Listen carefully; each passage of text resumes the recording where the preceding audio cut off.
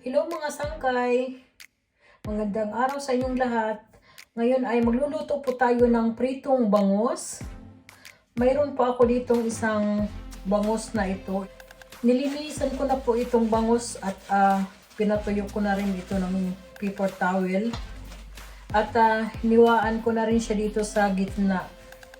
Kikita nyo, yan, dalawa. Tapos dito din sa kabila, dalawa. Yan. So guys, ang gagawin po natin, meron po ako ditong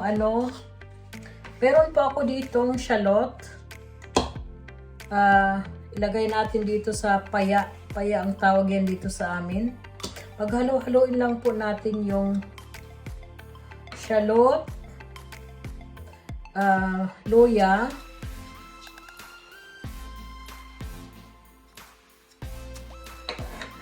at saka kamatis. Yan. Tapos lalagyan po natin ng brown pepper, yung paminta. Pamintang durog. Nasa sa inyo po yan kung gaano kadami yung ilalagay ninyo.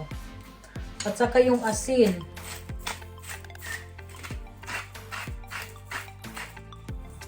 So yan. Paghaluin lang natin ng maayos.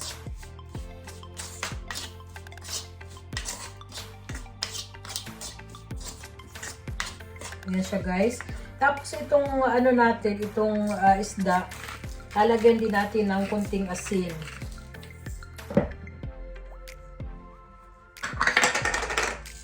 Paminta.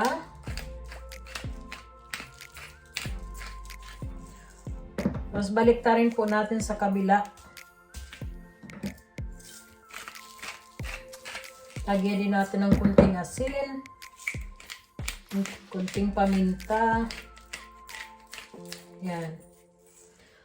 Tapos itong pinaghalo natin na luya, kamatis at saka shallot or sibuyas. Ito yung sibuyas na maliliit. Ilalagay po natin dito sa loob ng kanyang tiyan. Yan siya guys. Kung marami kayong iluluto, magdagdag na lang kayo ng inyong mga kamatis, sibuyas at saka yung luya. Kasi ito, pampadagdag lasa din siya. Ayan. Pupunuin lang natin yung kanyang tiyan. Ayan.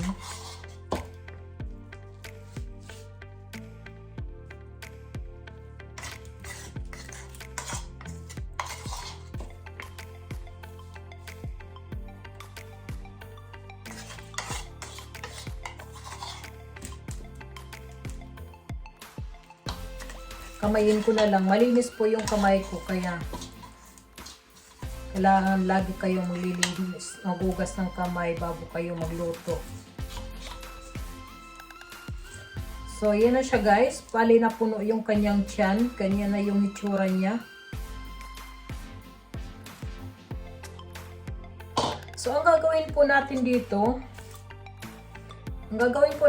ay hindi po natin siya i-preprito or i-grill. Ay, grill natin siya pero dito sa air fryer. Air fryer po ang gagamitin natin para magluto. So guys, ito na po siya ang tsura niya. Ang ganda. Fresh na fresh yung isda. So guys, ang gagawin po natin ay preprito natin dito sa air fryer. Pasok natin dito para hindi na tayo gumamit ng mantika pag prito. So hindi po siya masyadong, kasi malaki yung isda, pero okay lang kasi kasya naman kahit nakabaluktot siya. So lutuin po natin ito. So guys, nakauna po yung ating air fryer. Inilagay ko sa 200 degrees Celsius 20 minutes at dito sa sign na fish.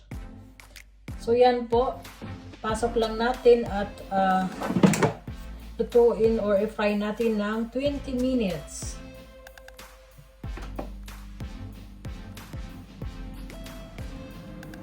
Yan po siya. So balikan na lang po natin ng after 20 minutes.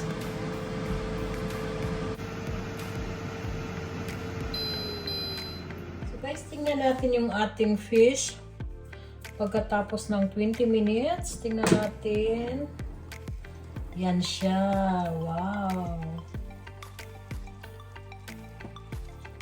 Yan siya, guys. So, guys, yan po siya. Pagkatapos ng 20 minutes, talagang tama lang yung kanyang pagkaluto. Hindi siya sunog. Saka wala tayong ilagay dyan na na oil. Ilagay lang natin sa plate yung ating fish, ating bangus. Guys, ito na po yung ating bangus na ini-fry natin sa sa air fryer. Yan na po siya. Baloktot lang siya. Pero masarap sigurado.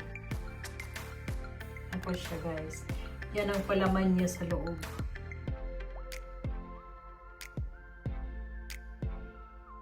So guys, maraming salamat po sa panunood. Hanggang sa susunod ko na lang na video ulit.